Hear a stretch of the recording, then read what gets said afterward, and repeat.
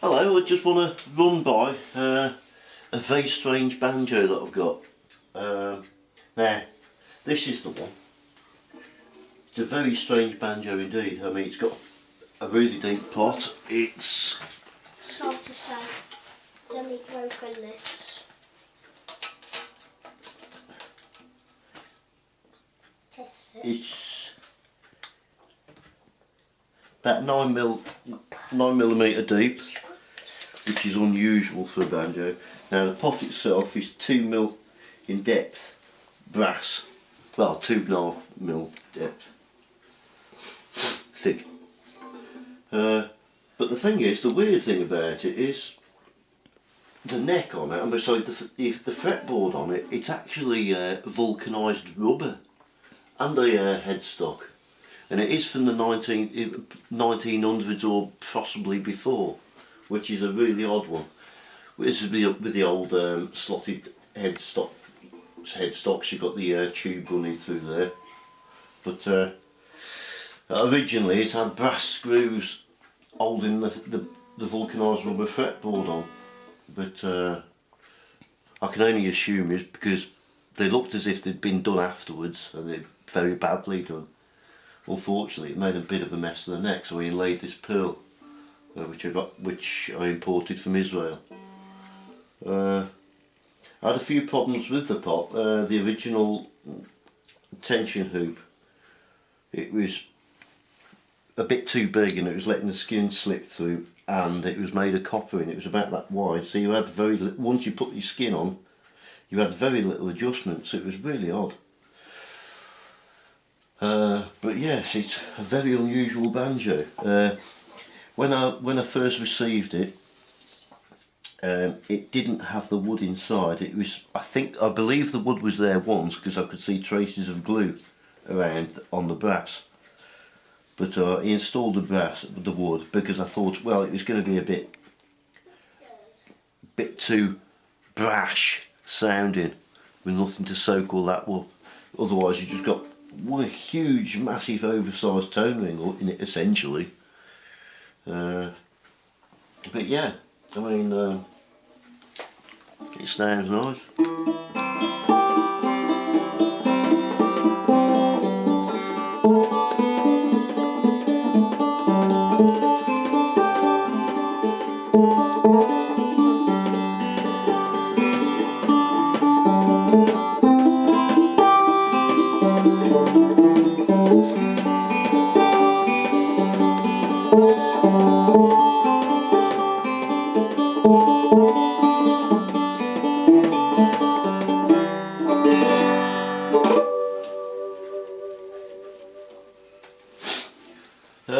The other two banjos I got here, these are both Savannahs. Well, sort of Savannah. This is a true 1920s Savannah. Now the banjo were all hitting the rage after the First World War, and the Rose brothers, they got together and started trying to make banjos trying to make banjos that real people could actually afford, rather than the rich. And they made in my opinion, they made some fantastic banjos. Really did make some fantastic banjos at affordable price. Now this one was one of the top of the range Savannah banjos. And I loved this banjo so much when I was learning. When I went on to 5-string, I was desperate to try and get another one of these. And I saw them and I couldn't get one. And since they stopped making them in the 1920s, there's not much chance of me getting one. So I sourced the material, sourced the wood, and then what I did is I replicated that into a 5-string from the pictures I've seen on the back, from the pictures I've seen on the internet, and copying the pearl on this. I replicated an exact replica of the Savannah neck. So this neck is a replica. It's a Savannah pot, but the neck is a replica which I made. So, I mean, if you as you can see. Now I'm cut the pearl again from Israel. Is pearl that I got from Israel. I cut the pearl and copied it pretty much exact, I believe. And for anybody who's got a Savannah and they want a new badge putting on, because they often get lost with age, is you can go to Rothko and Frost and ask for a Savannah badge, because they've got the print, the original print, which I asked them to create for me. So they've got that. So if you've got a Savannah and you need one of them, ask Rothko and Frost. Yes. Anyway, I've worked on many different banjos over the years. I've got this 1890s William Temlet, which I restored for my friend. He loves that skin so much, despite the fact it had a hole in.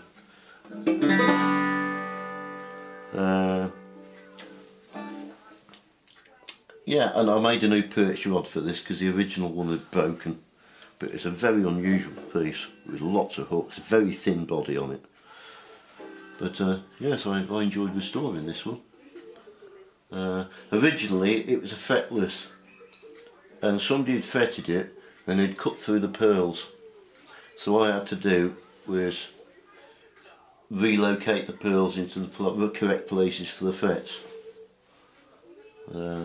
But it sounds nice. It sounds nice.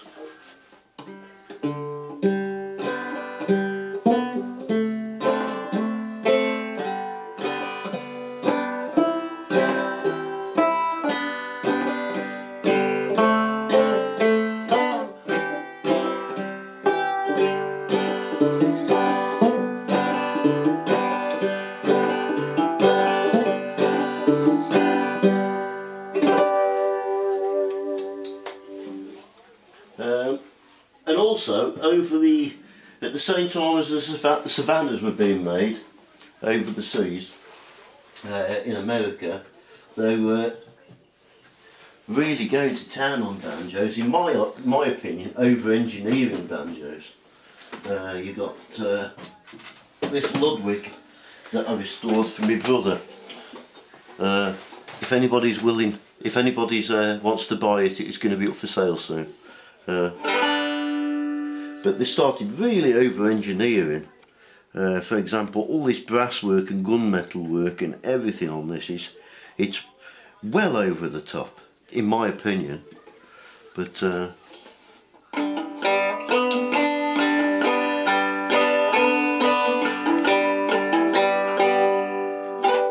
my opinion, it's a little bit brash, but some people like that. Now, I could walk you through some of the I can talk you through some of the evolution of the tone ring a little bit, and we'll come back to that one in a minute. Right, for example, here we have a banjo ring, hoop or ring, whatever you want to call it, from the 1860s. As you can see, originally it was just on wood, and some of the sweetest sounding banjos I've heard are just on wood. They sound, some of them sound rich, earthy, gorgeous. But then what they started doing, they started bringing up, spinning both edges, so the metal would start going over the top of the ring, and the vellum would start fitting on that. So essentially what you ended up with this. This is a Savannah pot. And then I believe that was the thing that gave the rise to the tone ring as we know it now. I've got mixed views on tone rings. I think sometimes you can over-engineer things a little bit too much. For example, there's nothing more beautiful sounding in my opinion as the early banjos, the one without all the nonsense on, where, I don't know, it just sounds nice and gorgeous. It's got them nice deep earthy tones, and like I say, and we've got like say in America, they started really going to nuts on the tone rings and started coming up with all sorts of strange inventions to try and make it brighter and louder and brasher. And in my opinion, the way things are going, banjos are starting to sound like xylophones because they're becoming so tinny. But that's just my opinion.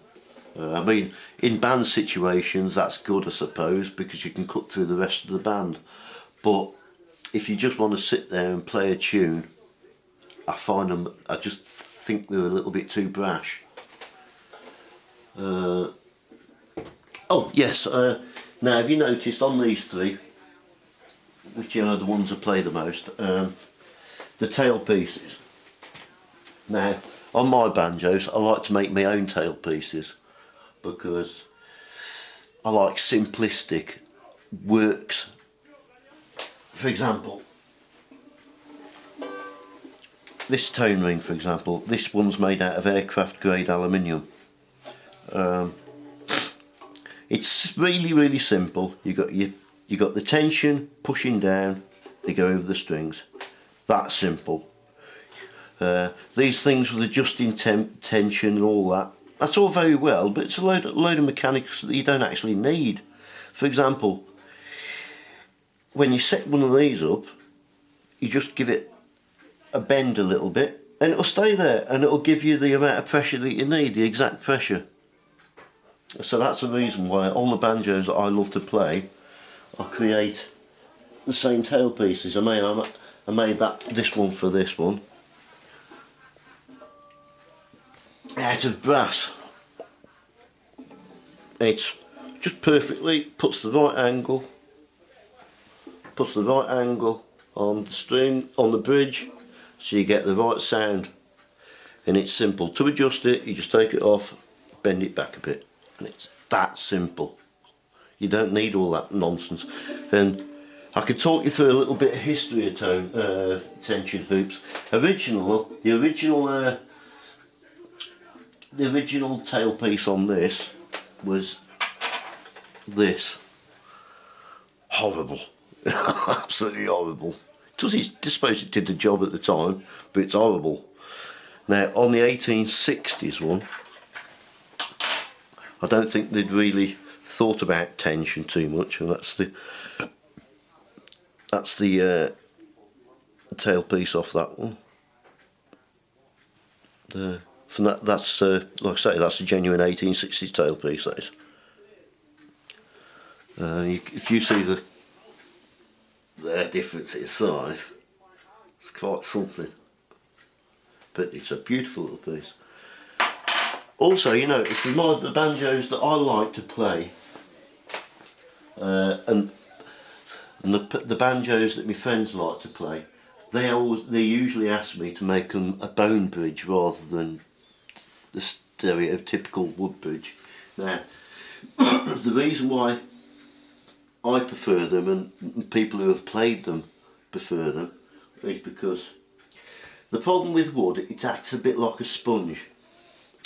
You transfer the sound and then some of the sound signal gets soaked up in the wood, so that's lost, so you're losing some of the sound of the instrument.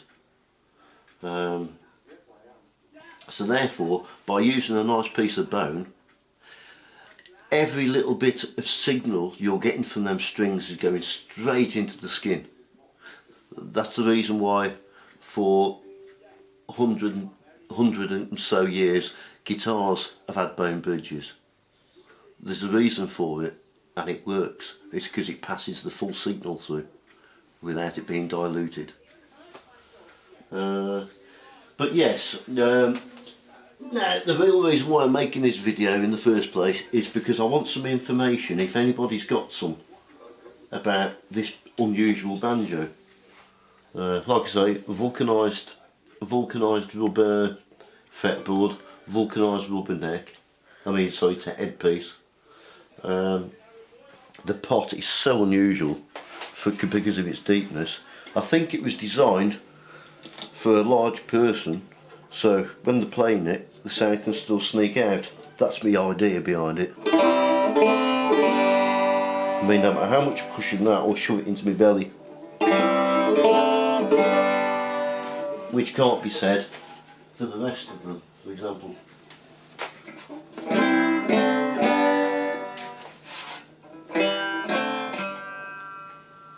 as you can see. So that's quite a good banjo for that. But if anybody, if anybody's got any information on it, I'd be more than grateful. I mean, I've tried to join the. I've had 3 or 4 attempts to try and join Banjo Hangout to try and get some information, but they've got this silly thing where you have to post on there to become a member, but you're not allowed to post on there because you're not a member, so I don't get it. And that pretty much concludes it, really. That's my little banjo talk. Hope you've enjoyed it. But if anybody has any information about that banjo, because I really don't know who it was made for, what it was made for. I've got a suspicion it was made for the Navy, with there being a vulcanised fretboard and the huge deep pot. Perhaps it was to try and make the sound spread a little further. The diameter of the pot is quite small in comparison to the rest of them, but like I say, it's really deep. It's... Oh, I've already done that, haven't I?